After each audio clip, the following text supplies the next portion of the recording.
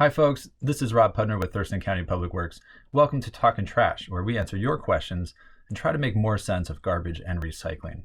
Now, a quick reminder before we get started is that most questions can be answered by reviewing the recycling or the yard and food waste guide that's provided by your hauler. Or you can visit wheredoitakemy.org and type in a material. That being said, this program does run on your questions, so we encourage you to contact us either through Facebook or Twitter, or email Thurston Solid Waste at co.thurston.wa.us. Okay, this week we're talking about yard and food waste curbside collection. So this information applies to any resident or business who subscribes to a yard and food waste collection cart.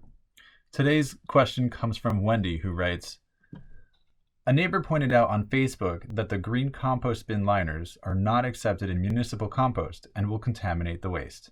Can you confirm this?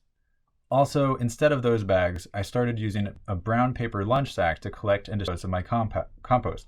Is that also a contaminant?" The answer is yes. Those compostable plastic and paper bags do contaminate your curbside cart. So there should not be any kind of bag at all in your curbside yard and food waste cart. The issue with these compostable plastic and paper bags is that they just don't break down fast enough at the commercial composting facility in Rainier. So if you do collect your food scraps or your yard trimmings in some sort of a bag, please just be sure to empty the contents into the bin so that they're loose. And then when you're done, place those bags in the regular trash. So these compostable plastics, even though many of them are marked as accepted at commercial composting facilities, they just take way too long to break down at the local facility in Rainier, Washington. These materials are designed to take up to 80 days to break down, even at a special facility. Yard and food waste from Thurston County is taken to Silver Springs Organics, commercial composting facility in Rainier, Washington, just down the road. And they use a 45-day process that is sometimes even shortened to only 30 days when they're receiving a lot of material and need to move it quickly. So that doesn't work with a product that's designed to break down in 80 days.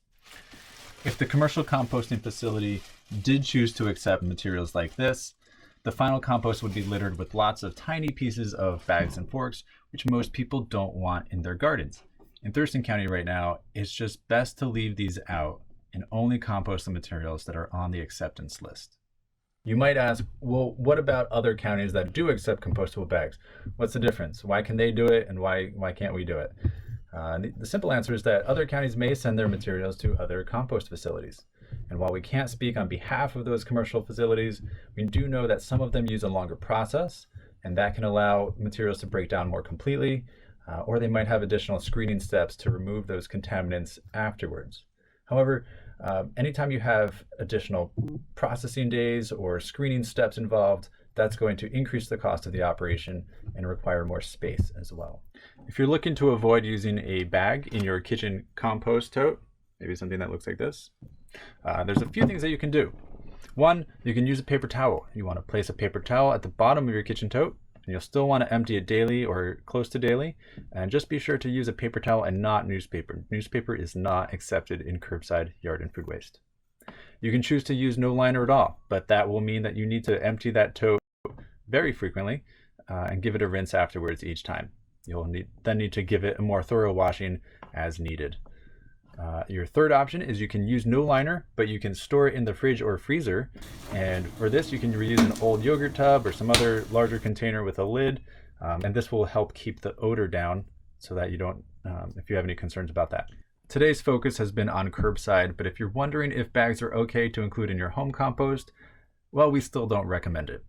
They really aren't designed to break down in the conditions of your home compost pile. Imagine if they're not breaking down in a commercial composting pile, they're probably not going to break down at home.